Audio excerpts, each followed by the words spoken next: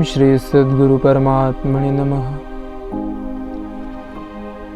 लक्ष्य सिद्धि की ओर ध्यान योग साधना शिविर 19 मार्च 1977 सायंकाल के 6 बजे है। आज प्रातः से 3 दिन का साधना शिविर प्रारंभ हो चुका है। भारत के विभिन्न भागों से आए हुए लगभग 250 साधक शिविर में भाग ले रहे हैं। शहर से दूर एकांत स्थान पर नदी के किनारे स्थित आश्रम की पवित्र एवं आध्यात्मिक योग के अनुकूल भूमि पर इस समय सर्वत्र शांति छाई हुई है। हवा भी अपनी चंचलता छोड़कर शांत है। कहीं कहीं पेड़ों पर से किसी पक्षी की मधुर आवाज शांत वातावरण को और भी सुशोभित कर रही है।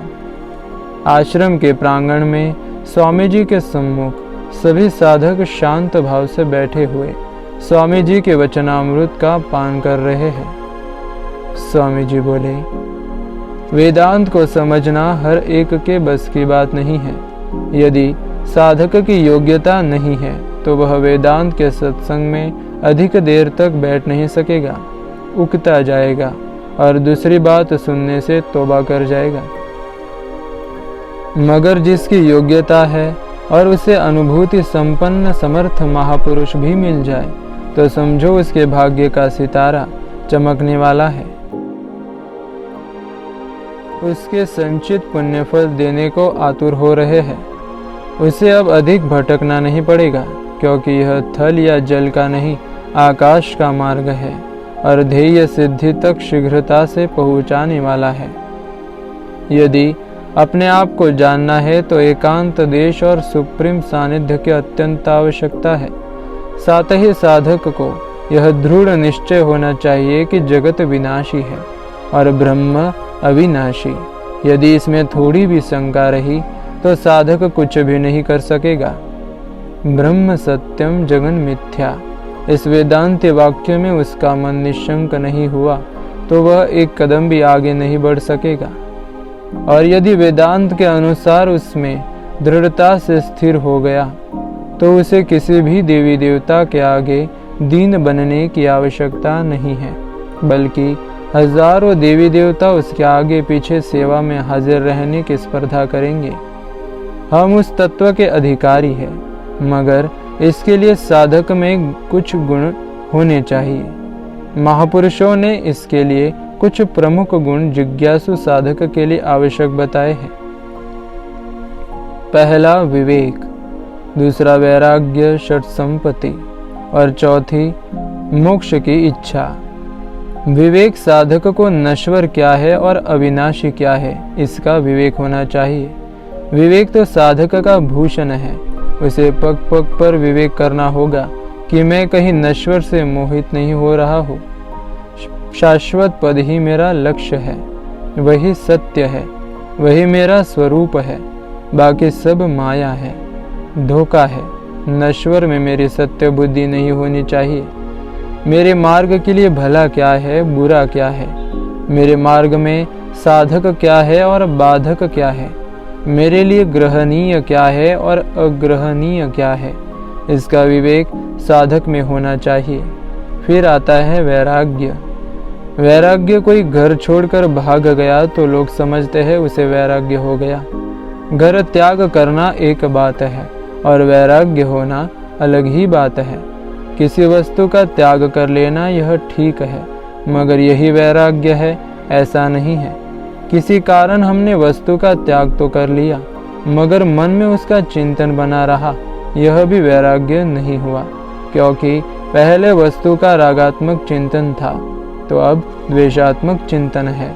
वस्तु का चिंतन हटा नहीं, इसलिए केवल त्याग को ही वैराग्य मत समझ लेना। कई साधक ऐसे ही घर छोड़कर भाग जाते हैं। सच्चा वैराग्य उनको होता नहीं, फिर किन्हीं पाखंडी पुरुषों के चक्कर में फंस जाते हैं और उम्र भर पछताते रहते हैं। न इधर के रहते हैं न उधर के, न घर के न घाट के। फिर भी यदि इस गृह त्याग के साथ ही कोई तत्वनिष्ठ महापुरुष मिल जाए तो वे उसके त्याग को सार्थक बना देंगे, उसमें सही वैराग्य जगा देंगे और उसका जीवन धन्य बना देंगे, मगर ऐसे महापुरुषों का मिलना बहुत दुर्लभ है, बहुत दुर्लभ। गीताकार श्री कृष्ण भी जिसको दुर्लभ कहते हैं। वासुदेवः सर्वमिति स महात्मा सुदुर्लभः। वासुदेव के सिवाय अन्य कुछ है ही नहीं, अर्थात तत्व से मनुष्य मुझे जानता है, वह महात्मा अति दुर्लभ है। फिर भी जो साधक लगे रहते हैं अपनी साधना में पूर्ण श्रद्धा व अभ्यास पूर्वक, उन्हें एक दिन शुद्ध वैराग्य उपलब्ध हो जाता है। षट संपत्ति। षट संपत्ति में प्रथम है शम। शम अर्थात शम करना। मन सदैव डगमग होता रहता है। बात तो समझ में आ गई, लेकिन वह बार बार खिसक जाता है।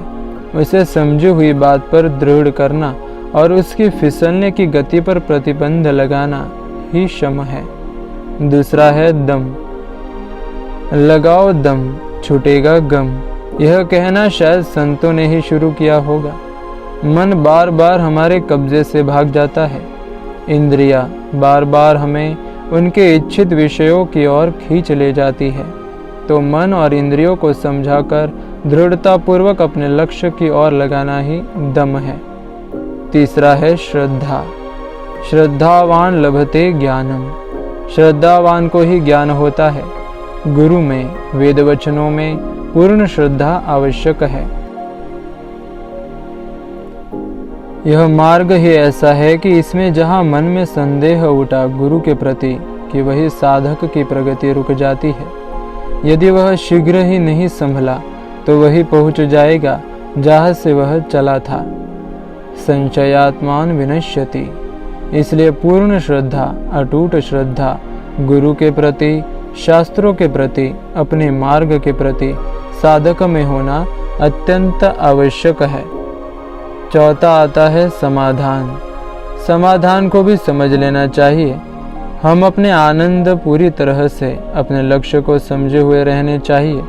ऐसा न हो कि कोई हमें कुछ प्रलोभन दे तो उसकी बातों में आ जाए, और दूसरा मिले और कुछ चमत्कार आदि बता दे तो उसके पीछे चल पड़े। हमें अपने लक्ष्य और साधन का विचार पूर्वक तर्क युक्त बुद्धि से यह निर्णय ले लेना चाहिए कि जो कुछ मैं कर रहा हूँ वह ठीक है। हम कहीं के नहीं रहेंगे यदि किसी के प्रभाव में आकर कभी किधर ढुल गए और कभी किधर ढुल गए तो कुछ भी आगे नहीं बढ़ पाएंगे। मुझे अभी भी मेरे गुरुदेव की वह डांट याद आती है तो रोंगटे खड़े हो जाते हैं। बोरीवली, बंबई के पास एक आश्रम में हमारे नीचे वाले कमरे में एक सन्यासी, सुंदर सफ़ेद उनकी दाढ़ी थी, रहते थे। एक बार उन्होंने मुझे बुलाकर कहा, तुम जवान हो, शक्तिशाली हो, त्याग तपस्या भी तुम्हारी कम नहीं है। तुमने घर छोड़ा है, इतना कुछ किया है, फिर भी मुझे लगता है तुम्हारी समय व शक्तियाँ व्यर्थ जा रही है। तुम्हारे जैसे को ठीक मार्गदर्शन मिल जाए तो देश को हिला सकते हो, देश की काया पलट कर सकते हो। इतनी शक्तियाँ तुम्हारे में हैं। इन सफ़ेद कपड़े वाले मेरे गुरुदेव स्वामी लीलाशाह जी, साधु के पास क्यों तुम अपना समय बर्बाद कर रहे हो? मैंने कहा, मुझे इन्हीं से तृप्ति मिलती है। सन्यासी बोले, मैं तुम्हें मंत्र देता हूँ, उससे कई देव दर्शन होंगे, रिद्धि सिद्धियाँ आएंगी, तुम्हारा जीवन चमक जाएगा। और चलो, मेरे तरफ भले मत आओ और किसी के पास जाओ, पर यहाँ तो अपना अमूल्य जीवन और प्रतिभा नष्ट मत करो। मुझे तुम्हारे हित की बड़ी चिंता होती है, इसलिए कहता हूँ भाई, अन्यथा हमें क्या, जो तुम्हारी इच्छा हो सो करो। यानी उसने तो मेरे गुरु के प्रति निष्ठा डिगाने की कोई कोर कसर बाकी नहीं रखी थी। जब मैं लौटा तो क्या हुआ, सुनने की बात तो अब है आपके लिए। मुझे गुरुदेव ने लौटा तो अपने पास बुलाकर धीरे से पूछा, क्या कर रहे थे उसके पास? मैं बड़ी विनम्रता से बोला, ऐसे ही कुछ देर के लिए उसके पास। पर गया क्यों वहाँ?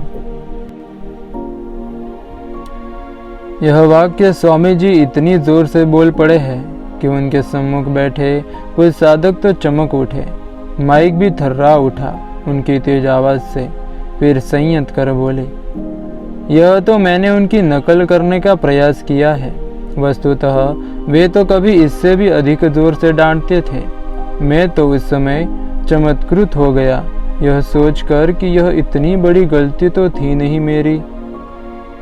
खैर, थोड़ी देर बाद गुरुदेव मुझे धीरे धीरे समझाने लगे, देख भाई, साधक होता है बांझ पक्षी और द्वैतवादी होते हैं शिकारी।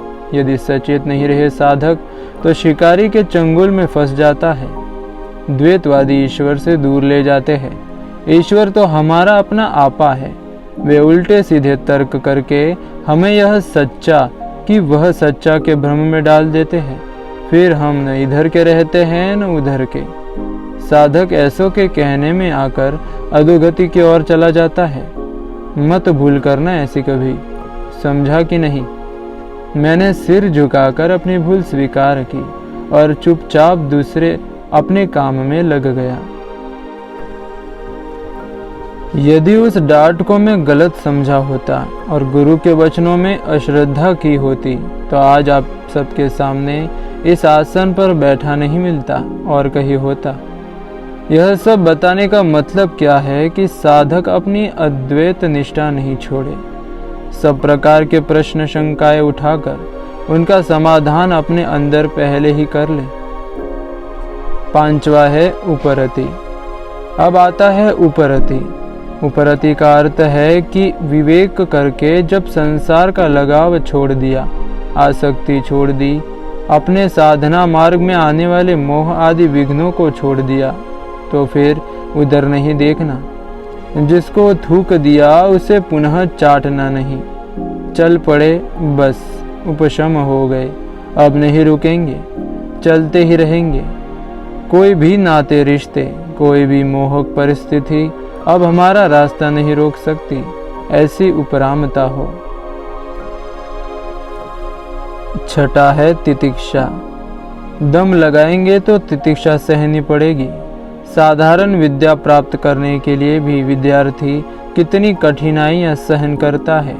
वह गांव छोड़ता है, शहर में आता है, शहर के हॉस्टल में रहता है, जैसा मिले वैसा खाता है। घर की सुविधाएं, माँ का प्रेम, घर का घी दूध तो वह मिलता नहीं। हॉस्टल नियम, अधिकारियों की फटकारें, फिर रात रात भर जागकर परीक्षा की तैयारी आदि सब में कितनी तितिक्षा वह सहन करता है। तो यह तो ब्रह्म विद्या है।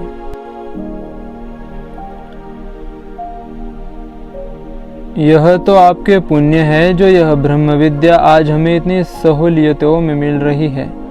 शहर के निकट आश्रम, आने जाने की सुविधा, रहने की सुविधा, भोजन की सुविधा आदि, यानी ऐसी कोई असुविधा नहीं कि एकदम भाग जाने की नौबत आ जाए।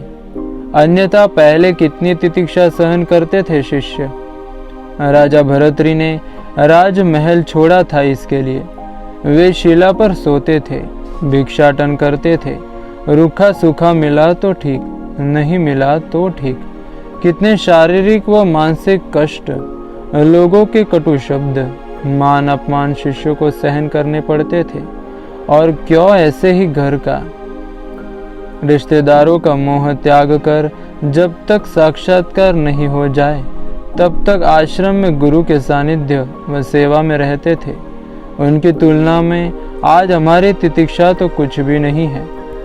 यह तितिक्षा का गुण साधक की बहुत बड़ी आवश्यकता है। जितना यह गुण साधक अपने में लाएगा उतना ही शीघ्रता से आगे बढ़ेगा। मोक्ष की इच्छा, अंतिम तत्व है मोक्ष की इच्छा। यदि यह नहीं तो सब बेकार। एक बार नरेंद्र ने रामकृष्ण परमहंस से पूछा, गुरुदेव मुझे साक्षात्कार कब होगा? इस पर रामकृष्ण देव बोले, चलो नदी में स्नान करने चलते हैं। दोनों नदी पर पहुँचे। जो ही नरेंद्र ने पानी में डुबकी लगाई, परमहंस ने अपने हाथ से उसका गला पानी में दबाए रखा, पानी से बाहर नहीं आने दिया। जब देखा कि अब श्वास बुरी तरह घुटने लगा, तब अपना हाथ हटाया। जब नरेंद्र ने अपना सिर बाहर निकाला और श्वास ले ही रहा था कि परमहंस ने उसे पकड़कर फिर पानी में दबा दिया। इस प्रकार 3 बार गला पानी में दबाने के बाद जब परमहंस ने अपना हाथ हटाया तो नरेंद्र ने पानी से बाहर अपना सिर निकाला और लंबे लंबे श्वास लेता हुआ बोला, गुरुदेव, यह क्या कर रहे थे आप? ऐसे तो मैं। रामकृष्ण बोल पड़े, अच्छा यह बताओ कि जब तुम्हारा सिर पानी में दबा हुआ था उस समय कोई स्वादिष्ट पदार्थ खाने की इच्छा हो रही थी मन में? नरेंद्र बोले, नहीं। परमहंस बोले, कोई रिद्धि सिद्धि या धन वैभव पाने की इच्छा थी? नरेंद्र बोले, नहीं। परमहंस बोले, कोई बड़ा आदमी बनकर मान प्रतिष्ठा पाऊं, ऐसा कुछ आ रहा था मन में? नरेंद्र बोले, नहीं। परमहंस बोले, कोई गुरु बनकर चेले बढ़ाओ या कोई बड़ी सत्ता प्राप्त करो? नरेंद्र बोले, नहीं। परमहंस बोले, तो क्या इच्छा थी, बता? नरेंद्र बोले, ये सब कुछ नहीं, बस एक ही इच्छा थी कि किसी प्रकार अगल बगल, दाएं बाएं, आगे पीछे कहीं से भी बाहर निकलूं और श्वास लूं। बस यही एक इच्छा थी। तो इस प्रकार हम सब समझ ले कि हम संसार समुद्र में डूबे हुए हैं। यह माया ने हमको अपने मोह में डुबाया हुआ है। यदि ऐसी तीव्र इच्छा संसार से पार होने की नरेंद्र की भांति हम में पैदा हो जाए तो साक्षात्कार दूर नहीं है, विवेकानंद बनना दूर नहीं है। ऐसी दृढ़ इच्छा जिसने पैदा कर ली उसे वर्षों या महीनों का भी इंतजार नहीं करना पड़ता। उस पर तो गुरु की कृपा अनायास ही ढूल पड़ती है। वेदांत का उत्तम अधिकारी हो मगर गुरु समर्थ नहीं हो तो भी काम नहीं बनता। यदि गुरु केवल पंडित है, शास्त्रीय जानकारी रखता है, ब्रह्मनिष्ठ नहीं है तो भी, और केवल ब्रह्मनिष्ठ है, क्षत्रिय नहीं, शिष्य का समाधान नहीं कर पाता तो भी काम नहीं बनता।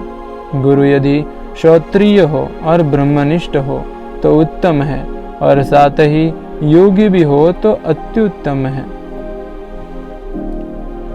फिर तो सोने पे सुहागा है। वे शिष्य बहुत बहुत भाग्यशाली है जिनको ऐसे गुरु मिलते हैं। ऐसे गुरु कैसा भी शिष्य हो उसे उसके अनुकूल साधना कराएंगे और शिष्य का साधन मार्ग और भी छोटा कर देंगे।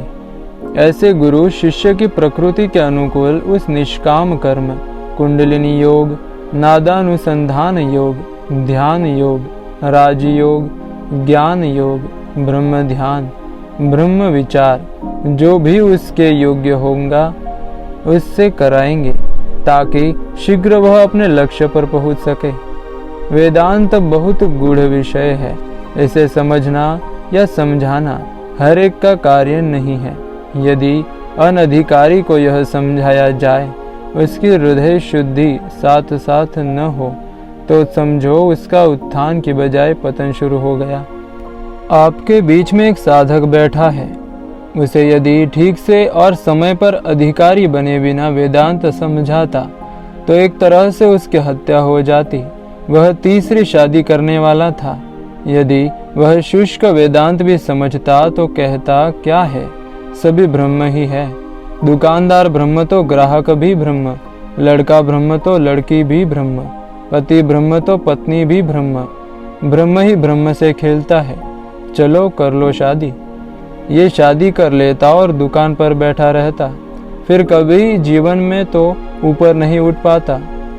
आज जो लोग इसको माला पहनाते हैं और चरण छूते हैं, वे किसी और के ही चरण छूते। तो बड़ा मुश्किल है योग्य शिष्य और योग्य गुरु का मेल। हमारे पुण्य से यदि कोई रहनुमा काबिल गुरु मिल जाए जिसने सारे रास्ते देखे हुए हैं, उसके प्रति हमारा थोड़ा सा भी भाव बन जाए, वे प्रसन्न हो जाए और हमारा हाथ पकड़ ले तो ठीक, फिर वे हमें ऊपर उठा लेते हैं। नहीं तो इस संसार में आहा ठोकरे ही ठोकरे जो पहले से खाते आए हैं, खाते रहो, उनका कहीं अंत नहीं है। सुंदर से सुंदर, आकर्षक, तर्कयुक्त शैली में वेदांत सुनाने वाले बहुत मिल जाते हैं, मगर अनुभवी नहीं मिलते। बगीचे में आम के पेड़ गिनने वाले उन पेड़ों की उम्र, स्थिति, विशालता, हरियाली आदि का वर्णन वैज्ञानिक ढंग से करने वाले बहुत मिल जाते हैं, परंतु पेड़ से तोड़कर कोई आम ही खिला दे ऐसे विरले ही मिलते हैं। यानी ऐसे तत्वज्ञ महापुरुषों का मिलना उतना ही कठिन है जितना मरुभूमि में पानी का मिलना। ऐसे महापुरुष वास्तविक सुख की ओर ले जाते हैं। इच्छाएं बढ़ाने में सुख नहीं है, इच्छाएं घटाने में सुख है। मगर निर्वासनिक होना यह कोई इतना सरल नहीं है।